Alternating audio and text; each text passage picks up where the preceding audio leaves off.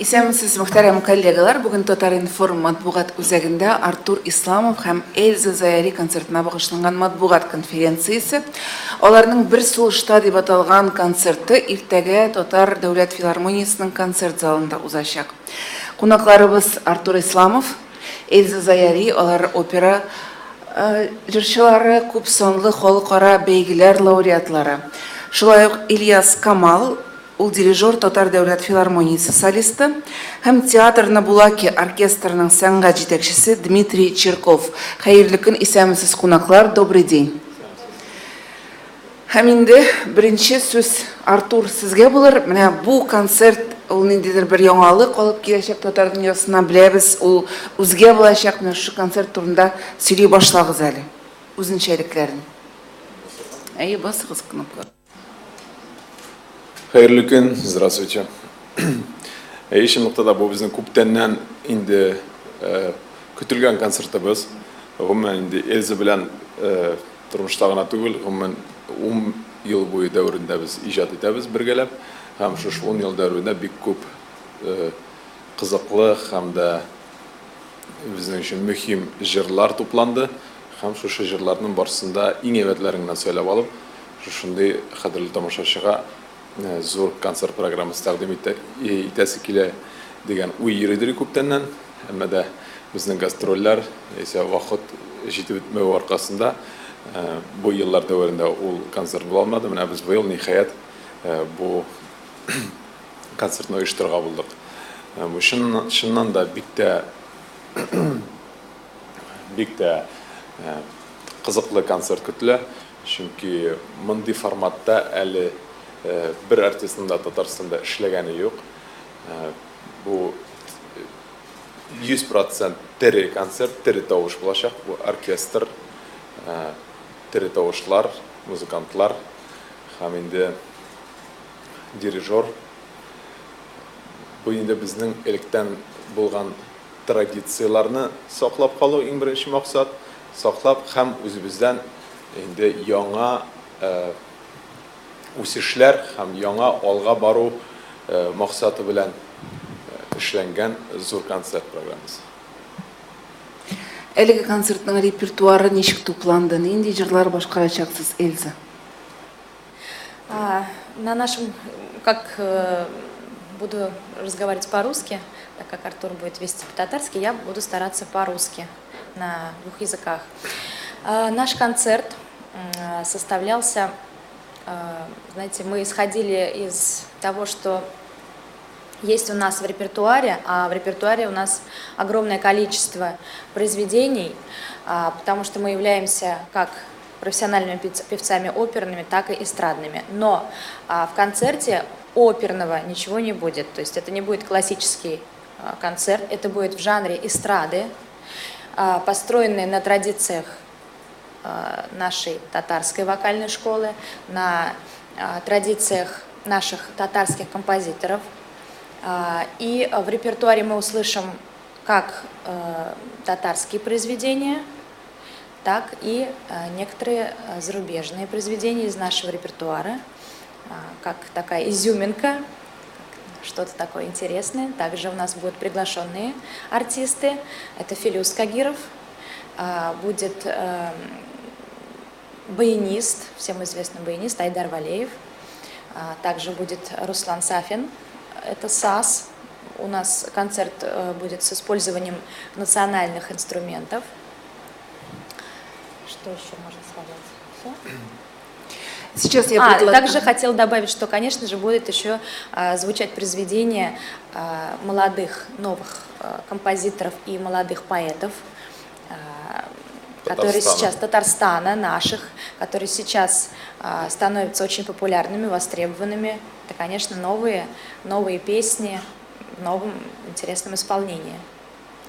Давайте сейчас послушаем одну из ваших новых песен. Это Күчтәнәч. Безгә бүләк белән килгәннәр кунакларыбыз. Рәхим итегез.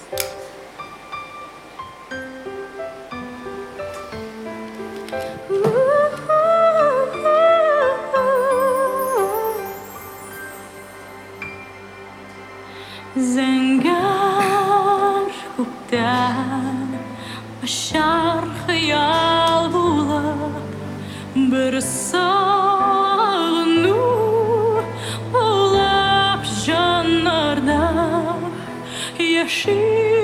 sensin tuğan ile minem balkar kıyaş bulup tanarda gururlanıp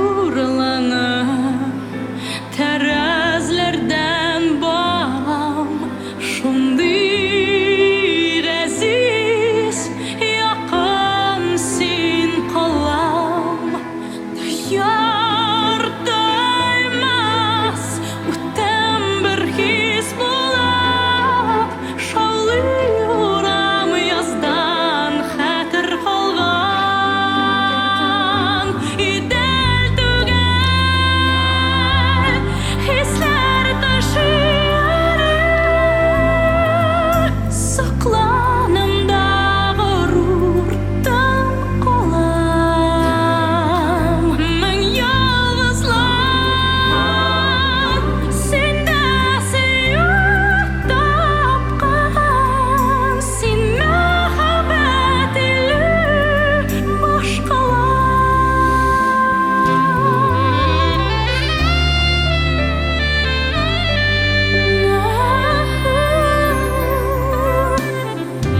Үткен барған сенің ошағыңда жыланырға тоқтап ял алар сен мәңнәрне құшағыңа алған жылы нұрлар салған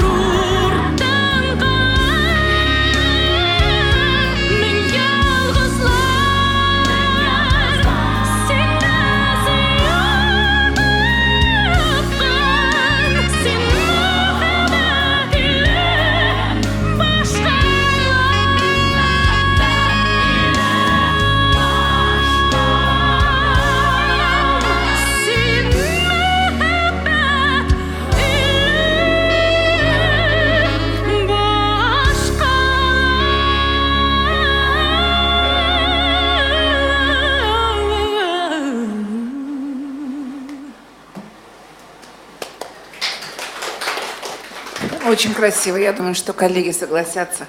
Ильза, расскажите, пожалуйста, о роли Ильяса Камала и Дмитрия Чиркова вот в вашей программе. Насколько я знаю, это ваш творческий совместный проект впервые.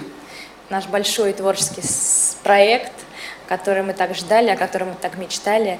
Ильяс Камал – это наша надежда Татарстана. Это молодой композитор, виолончелист, музыкальный руководитель нашего концерта, дирижер, оркестровки. Также он делает оркестровки. Дмитрий Чирков, руководитель молодежного оркестра театра на Булаке. Также он является его дирижером. Но на нашем концерте дирижером будет Ильяс Камал. Слово, наверное, Ильяс Камал. Да, Ильяс Камал. Ильяс, бұл яңа дәрежедегі концерт болашақмы? Есеміз Тамырқат, Әлбәттә, бу яңа дәрәҗәгә менү дип шутлыйм. Эстрада өлкәсендә менә безнең электән булган традиция эстрада симфоник оркестрлар белән һәм ансамбльләр белән чыгыш ясау кызганычка каршы менә соңгы елларда ул бик югалып бетте. Хәзер киресенчә яңарыш чоры башланды дип кенә әйтә алам.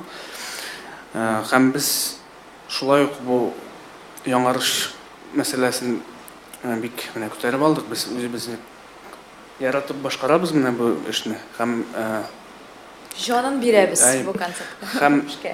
бу безнең хыял иде күптәнге. Тере оркестр белән заманча да булсын һәм безнең милли традицияларны онытмыйча, шуларны саклап яңа дәрәҗәгә мендерү. Менә шул безнең максатыбыз иде. Менә Алла бирсә ишетерсез, бик кызык булыр дип уйлыйм. Рахмет. Дмитрий, расскажите о вашем оркестре, пожалуйста. Вот как вы готовитесь к этому концерту? Что для вас лично означает этот проект? Пожалуйста. Да, доброе утро, дорогие друзья. Меня зовут Дмитрий, я руководитель оркестра на Булаке. И как-то был случай, я начну с того, что когда по вопросу этого проекта ко мне обратился Ильяс Камал, это такой человек, которому у меня безграничное уважение, можно сказать, он уговорил меня тем, что именно он предложил мне участвовать в этом проекте и моему коллективу. Очень интересная музыка подстегивает меня втройне, потому что как руководитель оркестра я, наверное, могу дать себе характеристику, что я очень сильно влюблен в музыку. И музыка на концерте нашего совместного проекта действительно заставляет испытывать очень много, очень большой спектр эмоций. Поэтому участие мое в проекте не могу сказать, что косвенно, потому что вопросы организации оркестрантов, очень часто организация площадок, какие-то небольшие моменты, где нужно проявить какую-то помощь и поддержку, это мой вопрос. Я отдал бразды правления, так сказать, в дирижерском плане Ильясу. Ну и, конечно же, не пожалел ни разу. Мой коллектив молодой и очень большой опыт поработать с опытными, с молодыми музыкантами. Этот обмен опыта, я уверен, что принесет пользу и нам, принесет пользу и Ильясу, как молодому дирижеру, так сказать, в нашей работе. Очень надеюсь, мои личные надежды и мечты, что все проекты, которые мы делаем со стрелочкой вперед. Я очень надеюсь, что это наш первый проект. Я бы даже его называл, что сегодня мы говорим о нашем первом проекте. Но мне бы хотелось так, потому что делать музыку новую, делать музыку интересную, наверное, это то, ради чего я, собственно, работаю, то, ради чего я сегодня с вами. И мой коллектив, мои ребята, я очень надеюсь, что поддерживают меня именно вот в этом художественном и творческом направлении. Поэтому всем большое спасибо ребятам и моим оркестрантам и артистам за то, что мы делаем этот большой проект. Спасибо. Хочу еще добавить, что вот это оркестр под руководством Дмитрия, это очень уникальный коллектив. Несмотря на отсутствие какой-то государственной поддержки, этот коллектив существует уже более 3 лет, по-моему, да? Мы в этом году открыли 5-й концертный сезон в театре на Булаке. И раз уж все не упомнишь, конечно же, за время нашего существования мы выступали на различных площадках Татарстана. Это, конечно же, и такие эстрадные площадки, как «Пирамида», и такие академические площадки, как Большой зал консерватории. Конечно же, мы выступали и в филармонии. Мы были участниками концертов Милюши Таминдаровой неоднократно и, конечно же, работали с «Голосами Татарстана» в ее проектах и не только. Еще вот хочу добавить, что чем уникален оркестр? Тем, что в нем нет границ стилевом и жанровом отношении. Вот. Они играют все, и классику, и такие, можно сказать, революционные. Современные кавера, да, как типа, сейчас? Там, да, Да, это точно подмечено. Хочу сказать, вот именно поэтому мы решили обратиться к оркестру молодежного театра на Булаке. А вот мне хотелось бы тоже отметить о том, что все-таки Дмитрий, у нас сейчас мало таких людей, которые своим энтузиазмом, своей энергетикой собрал лучших музыкантов воедино и одной единой целью вдохновил их на такую работу. И так как оркестр молодой состоит из молодых выпускников нашей консерватории, из молодых музыкантов, они с большим вдохновением, с большим рвением творят, играют, приходят на репетиции, и они живут музыкой, так как они, конечно, еще молодые, поэтому с ними очень приятно работать, и атмосфера, она такая очень теплая и доброжелательная на наших репетициях.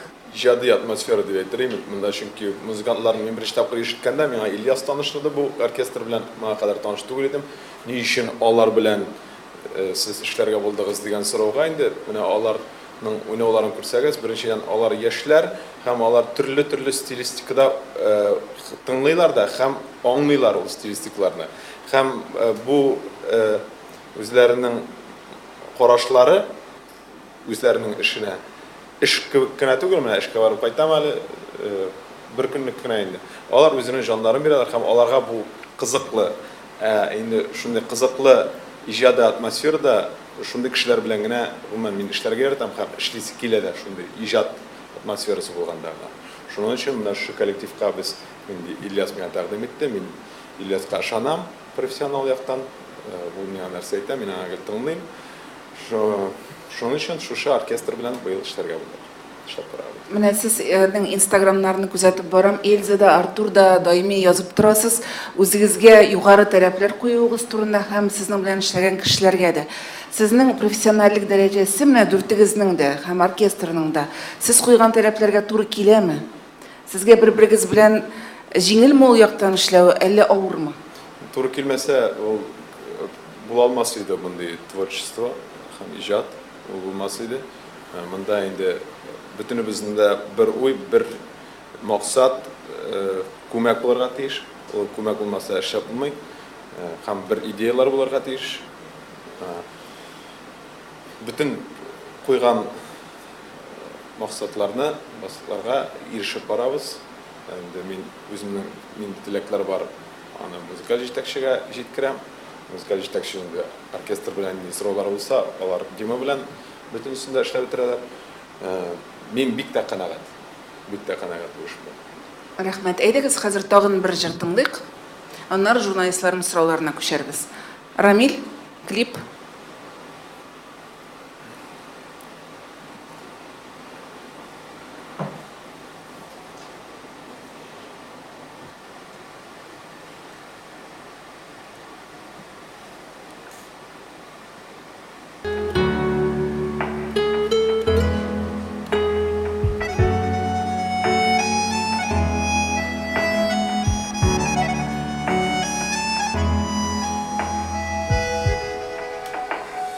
Kadirlimin ullarında irkelengen günlerimini zor üseşek olam diye arkamdan sigenine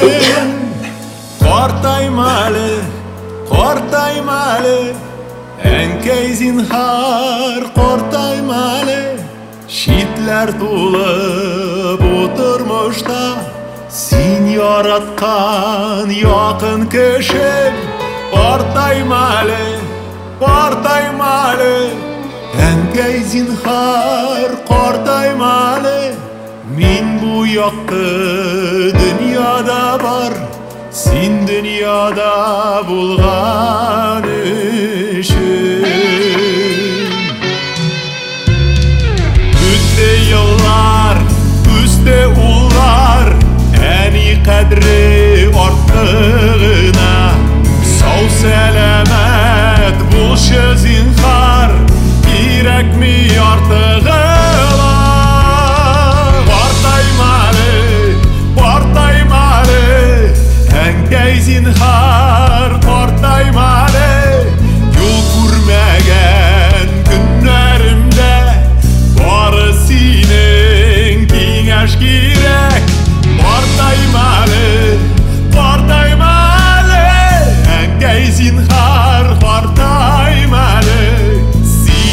барган иңнәреңә мин корыштай булам дерә.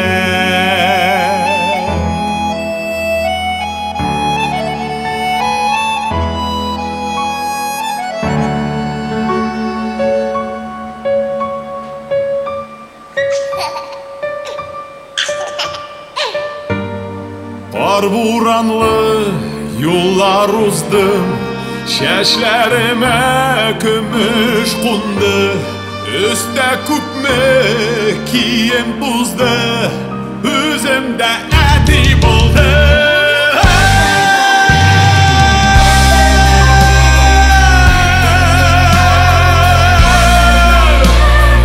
Бу тормышны яңа гына мин аңладым. Картайма әле, картайма әле, картайма әле, әнкәй зинһар, картайма әле.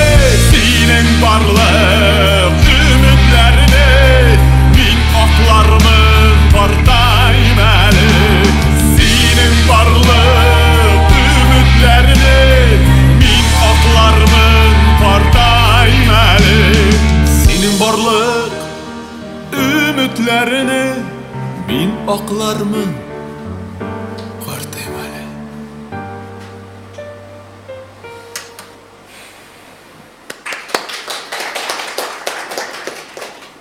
Искиткеч клип булды бу.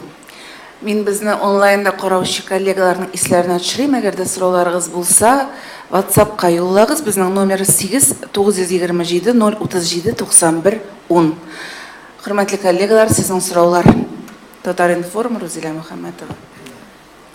Сорау Артурга, менә концерт оештыруда иң авыры нәрсә булды һәм бөтен теләкләрне үтәп бетереп булдымы? Әллә нинди сәбәпләр аркасында нәрсәдер үтәлми калдымы?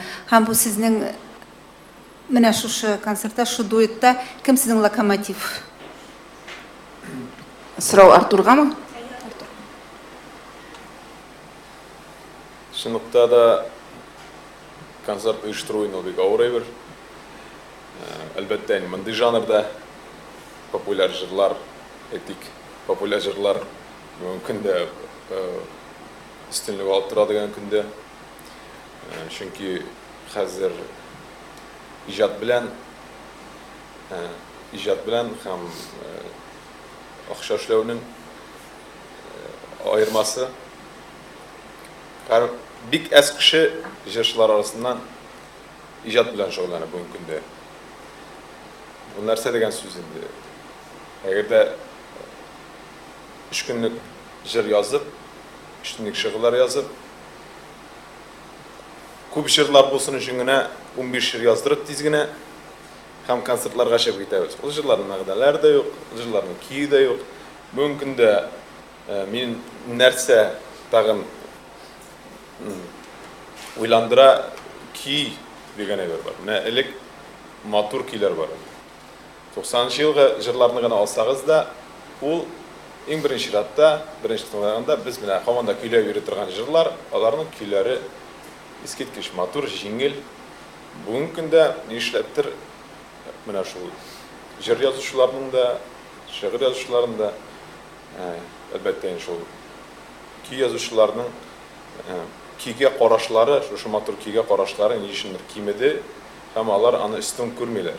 Алар ниндидер генә беренче ноталык кына зарисовочка язалар һәм аларның җырга инде көйе сүзләренә дә туры килми, инде аранжировкасы турында әйтәсе дә юк. Мин иҗат темасын куптардым. Иҗат дигән сүз нәрсә иде? Үзеңнең тавышыңа туры килә торган, үзеңнең образыңа туры килә торган иң беренче чиратта текстлар табып, шагыйреңне, үзеңнең шагыйреңне табып, профессиональ шагыйрь, әйтик, ул танылган шагыйрь, яшьләр арасында, татар халкы арасында. Аннан соң шул шигырьне тапкачтан соң үзеңә композиторны эзләп, композиторны тапкачтан соң ул бик авыр әйберләр. Әлбәттә, аның белән берәү дә шөгыльләнмәй, чөнки бүтән кешенең дә тиз генә акча эшлисе килә. Менә иң беренче чиратта хәзер күп кеше акча эшли, иҗат Abi ijat koya ketip bara. İjat turunda bir de uylanmıyor elbette. Anlarısın aytamiz. Koya bizden jırlarımız, ne için şunday tüvenlikler, şu bitti bütün jırlar. Mine şundan başlanan problem. Şunun için men aytasim keladi. Biz eng birinchi şartda ijod bilan shug'ullanamiz.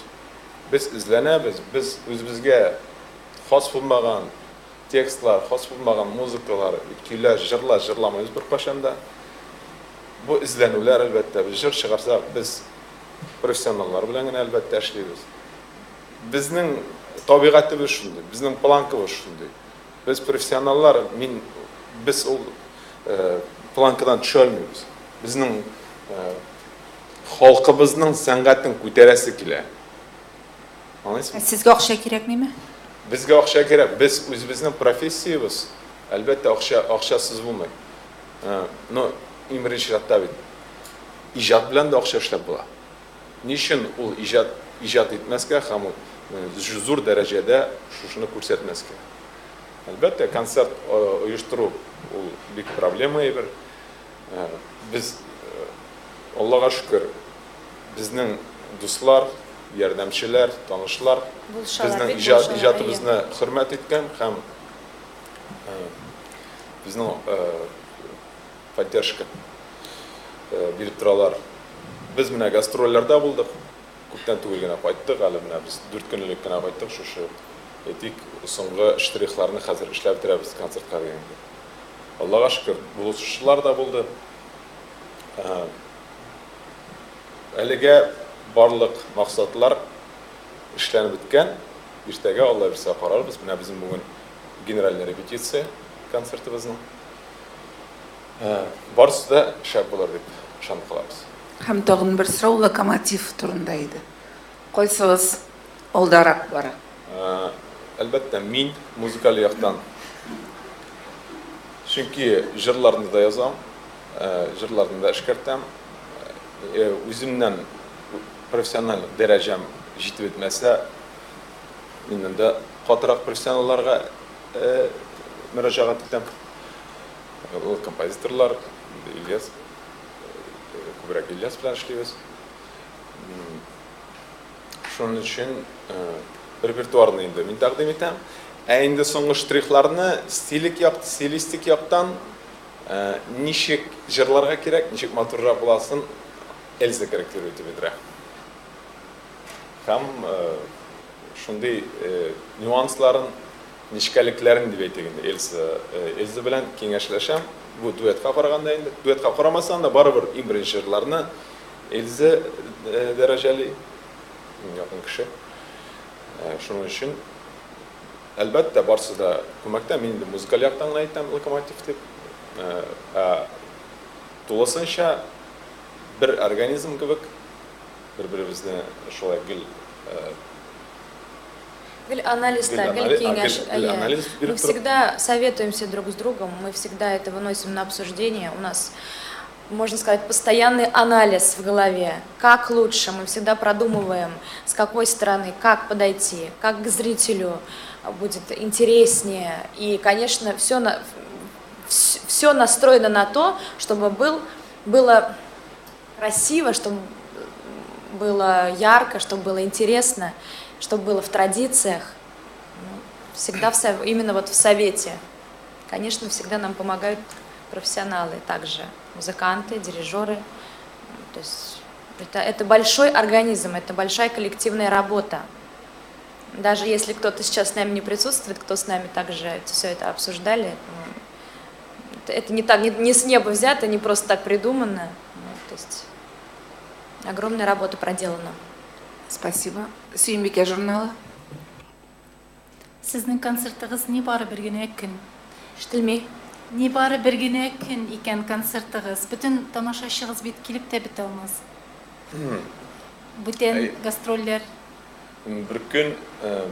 Bir kun nishlab bir kun chunki bu bizning tip ishimizdan bizning anlatib ketaman. Bizning tip ishimiz professiya bo'yicha biz opera ijrochilari. Shuning uchun ko'proq biz ishimizga opera teatrlarida chiqishamiz. Bu jırlav ayırıp anlatıp gitem.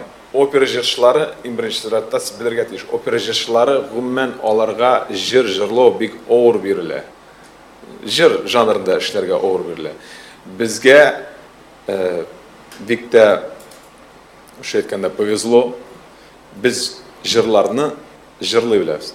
Мы единственные в Без- таком роде, можно сказать, Алар әйтсәң, опера җырчылары арасында алсак, җыр жанрында эшләүче без бердәм.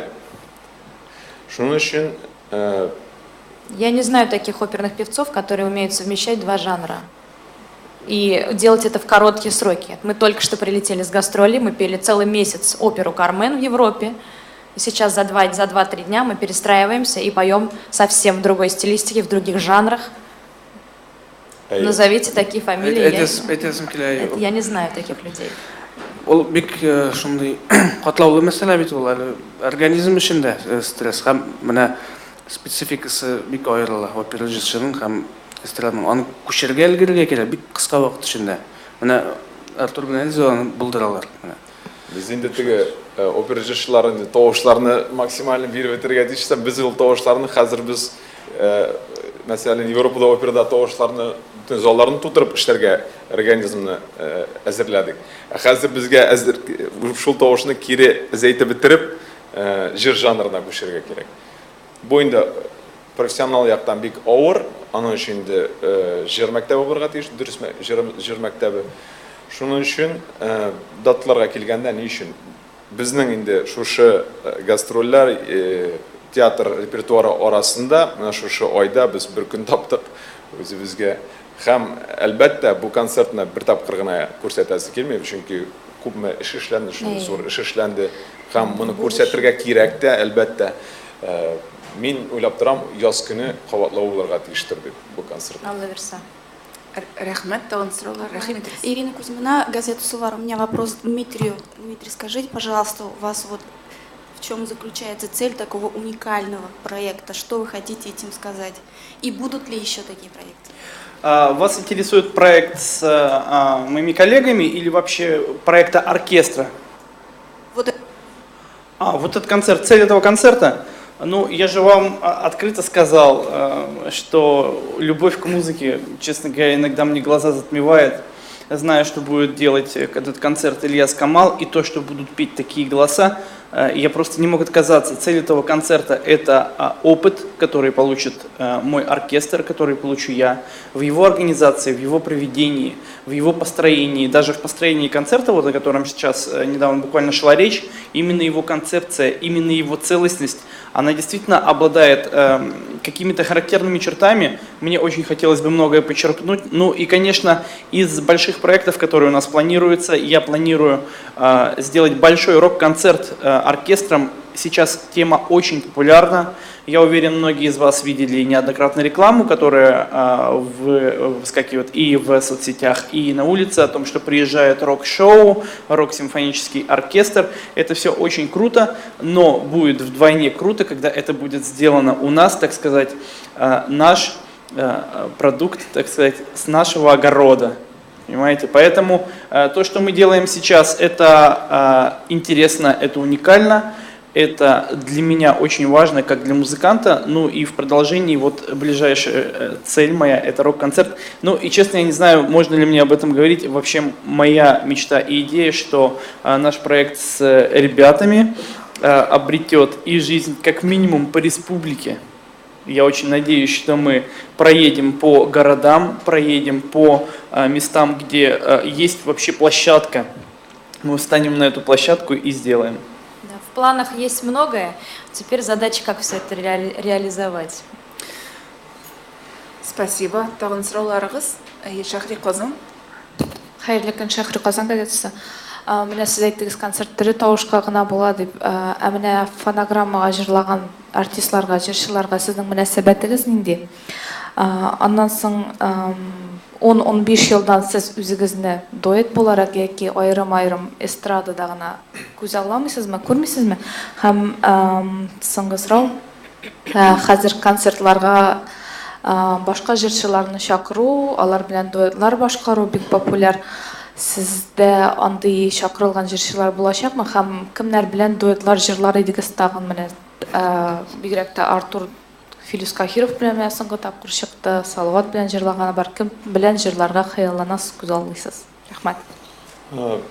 Беренче сораудан башлыйк, фонограммадан. Беренче сораудан. Фонограммага мөнәсәбәт. Гомумән татар эстрадасын күзәтмим.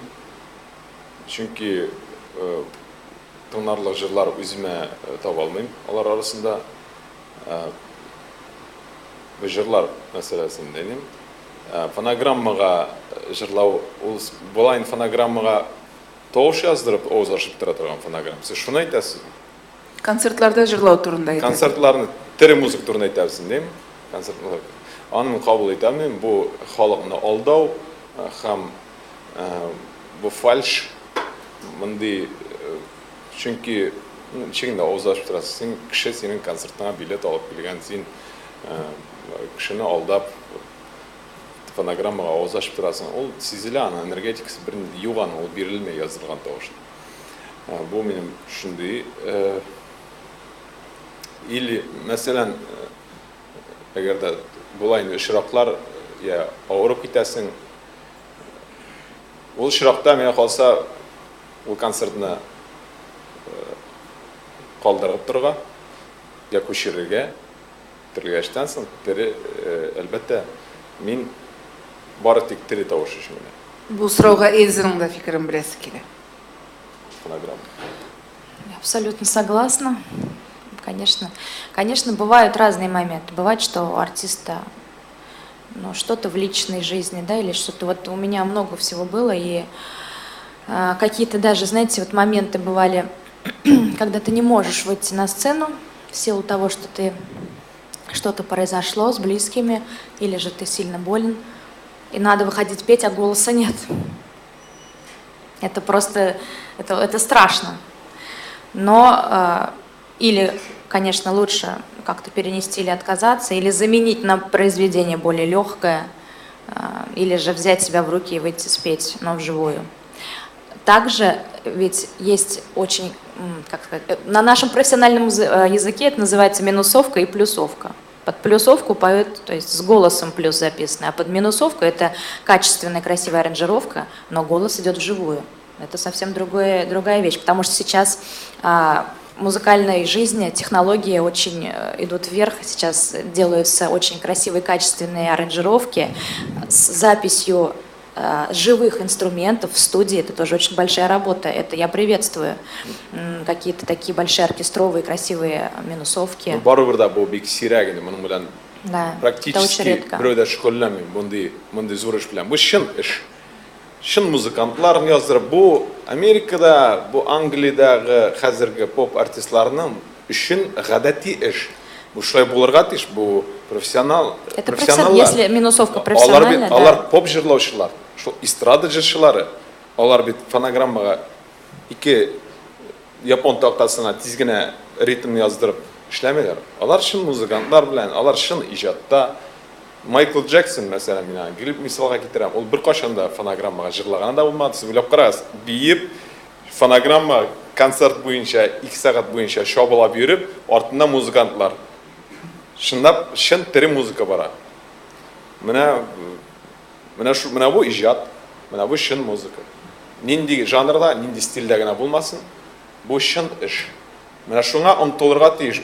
Иң беренче рәттә үзен хөрмәт иткән җырчы. Инде ул үзен хөрмәт итмәсә, ул тиз генә яздыра да, инде тамашачы турында сүз дә юк. Бу иҗатка инде иҗатны хөрмәт итмәү. Сәнгатьне хөрмәт итмәү. Лилия, хәзер ике сорауга җавапны бирәбез. Менә бу сорауга бәйле рәвештә Эльзаның бер яңалыгы бар сезнең өчен. Эльза, я думаю, настало время объявить главную новость, одну из главных новостей сегодняшних. Я хочу, чтобы Надеюсь, не семейные.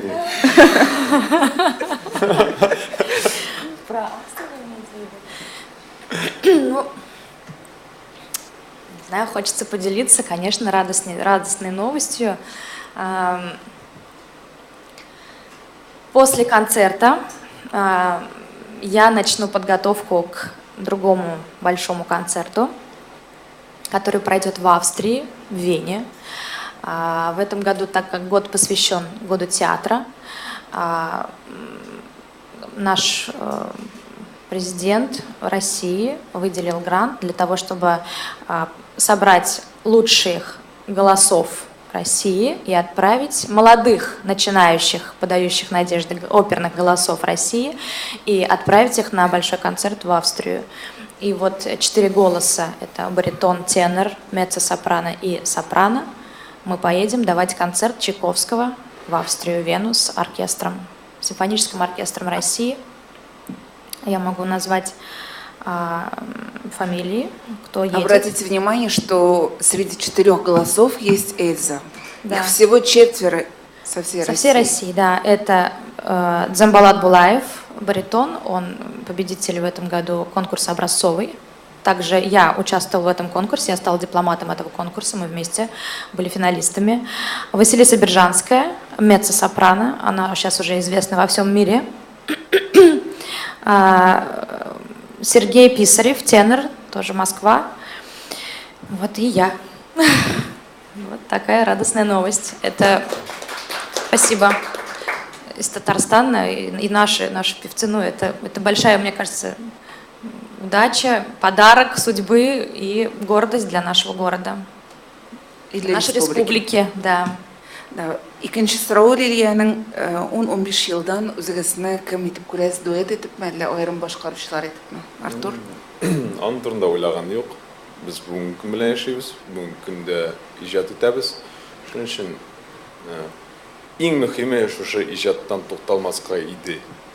Иҗатны югалтмаска иде һәм шушы безнең инде максат шушы татар сәнгатенең, татар музыка сәнгатенең югары дәрәҗәгә чыгарга. Менә инде халкыбызга кирәк икән инде ул аны. Безнең тырышулар вакыт күрсәтер. Әгәр халык, татар халкы безнең дәрәҗәбез, безнең үз җырыбыз, үз стилистикабыз бар дигән мәгънәгә омтылу була икән инде. Без иҗатта булачакбыз. Булмаса, нинди генә тырышлыклар, нинди генә иҗат кешеләр булмаса, халыктан без бит инде иң беренче чиратта халык өчен иҗаттабыз, тыңлаучы өчен иҗаттабыз. Алардан ул поддержка булмый икән инде. Иҗатчының учагы сүнә бара, сүнә башлый. Шуның өчен 15 елдан соң вакыт күрсәтер без итәлмибез. Һәм тагын бер сорау дуэтлар турында иде. Кемдер белән дуэт җырлар идегез? Шын Татарстандагы сез не әйттегез? Мин хөрмәт иткән, мин иҗатын, җырчыларның иҗатын хөрмәт иткән җырчылар алар бик аз. Бу инде беренче чиратта элекке җырчыларны хөрмәт иткән барсында.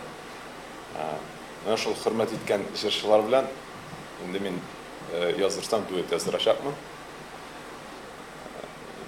Кемнәр икән инде, әгәр шул дуэтлар аша белерсез. Әгәр мин бераз белән дуэт язырсам, димәк мин бу җырчыны хөрмәт итәм һәм ул җырчы белән эшләү миңа бик тә кызыклы.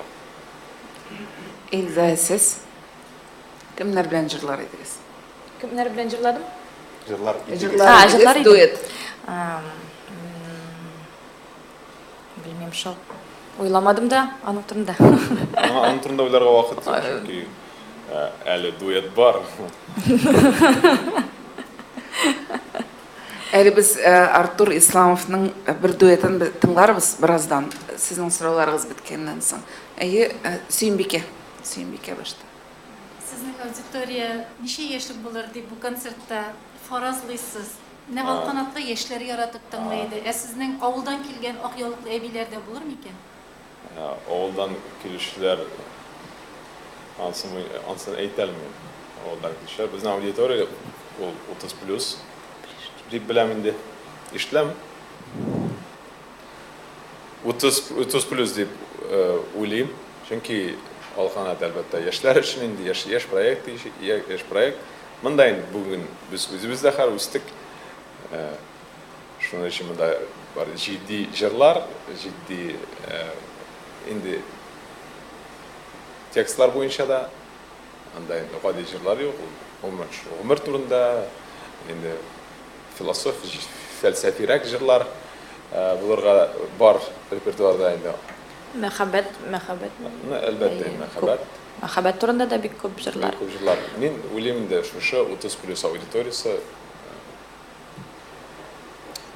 әбиләр, әлбәттә, әбиләргә дә бик шушак. Шулай да менә сөресе килә, Ал канаттан сезнең хәтерләгән тамашачыларыгызга Ал канаттан да берәр күчтәнәч булыр микән бу концертта? Ал канат репертуарыннан. Ал канат стилендә дип әйтер мин. Ал канат стилендә җырлар нәрсә әйтәсе килә? Ал канат хәзер булмаса да бу инде Эльза белмәлем монтрында. Мин яңа проект әзерлим тиздән. Ул инде я булачак. Яңа төркем. Я булачак, бу минем сольный төркем, сольный программа, сольный Проект. сольный проект. Рок проект булачак. Рок проект. Монда инде әлбәттә төр музыка шулай. Мин бу юлны дәвам итәсем килә. Үзем аша булмасаң, я берәр яңа төркем кебек. Чөнки бу юлны югалтырга ярамый, бу рок юлын, юнәлешен без югалтырга тиеш түгел. Һәм ул бик тә кызыклы булыр дип көтелә, чөнки менә бу Ал канат инде хәзер бер 5 ел гына юк. Шул 5 ел эчендә минем яңа идеялар, яңа проектлар күз алдына килә. Һәм музыка да үзгәрә. Бүгенге дөнья музыкасы ул һәр атнаны сайын үзгәреп тора. Һәм мин бик тә күзәтәм бу үзгәрешләрне. Мин хәзер рок музыка гына тыңламыйм, мин бөтен музыканы да тыңлыйм һәм гомумән күзәтәм дөньяда нинди музыка барганны. Һәм шушы үземнең җыеп инде шушы ниләрне, уйларны җыеп, киләчәктә дә зур проект эшләргә максатым бар. Рәхмәт. Татар-информ. Сорау Эльза белән Артурга икесенә дә. Быел үзгәреш илендә сез катнашасыздыр, Һиндстанда жыл сайын катнашасыз.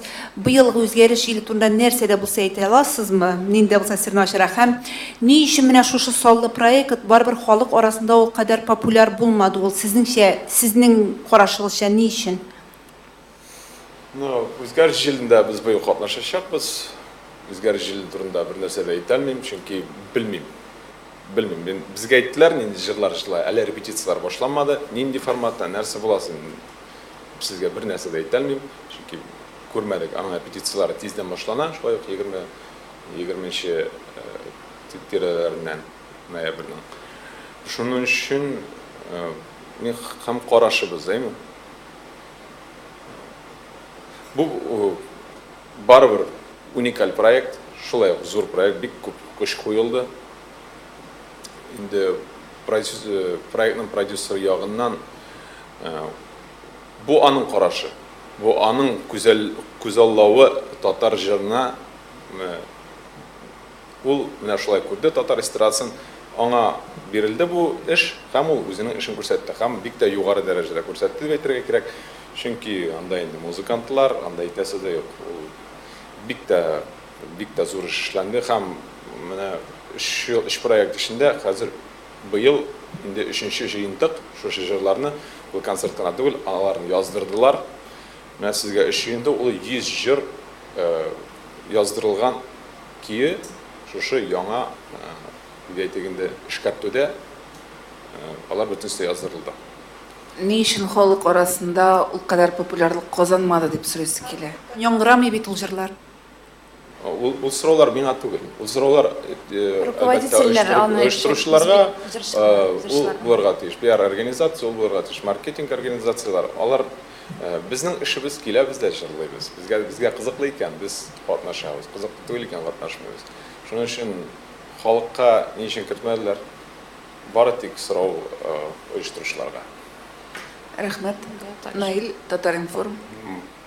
Вчера было совещание Госсовета Республики Татарстан по развитию музыкальной культуры нашей республики. Было очень много вопросов и дискуссионных. Вот как вы смотрите на ту проблему, которая там обсуждалась, что как готовить наших детишек в начальное музыкальное образование? Одна из проблем считается, что она как бы разделена между двумя ведомствами, Министерством культуры и Министерством образования. Вот вы все сталкиваетесь с кадровыми проблемами, и кто-то откуда приходит. Вот ваши комментарии и ваше видение, как правильно готовить наши будущие певческие кадры, музыкальные кадры? Как певческие кадры? Да, как Глобальный правильно. вопрос. Как певцов? Как певцов? Я... Вы Детский знаете, проект. мы сейчас можем все просто схлестнуться в этом вопросе, всех этот вопрос очень волнует. Особенно тех, у кого есть дети, даже со стороны оркестра. И вот, простите, что вас перебил. Первое, что мы делаем, это всегда на концертах создаем для детей комфортные условия для восприятия музыки. То, что порой их заставляют просто сидеть и смотреть концерт, может быть, детям бывает сложновато. У нас на концертах дети могут спокойно, если все-таки ребенок хочет, потанцевать. Простите, Это коллеги. очень Как же здорово. развить, да, вы сказали.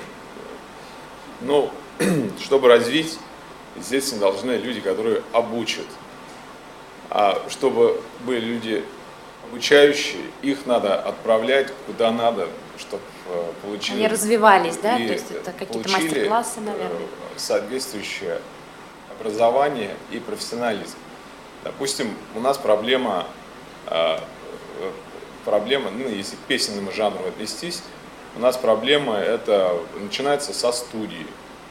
У нас нехватка профессиональных звукорежиссеров в первую очередь, которые делают конечный продукт песни.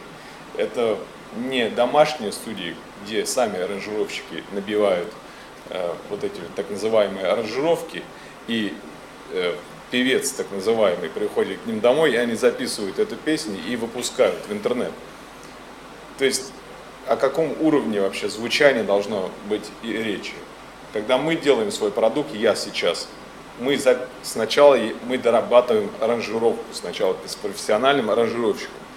Он делает аранжировку, я это дальше отправляю профессиональному звукорежиссеру, который делает сведение, конечный продукт звучания, чтобы это было на уровне европейского или американского звучания. То есть проблемы начинаются со студии, да? Проблемы также есть в области аранжировки, аранжировщиков профессиональных нет. Посмотрите на казахов, для примера. Они что сделали? Они обучили своих же ребят, также они создали все условия для того, чтобы у них музыка звучала на высоком профессиональном уровне.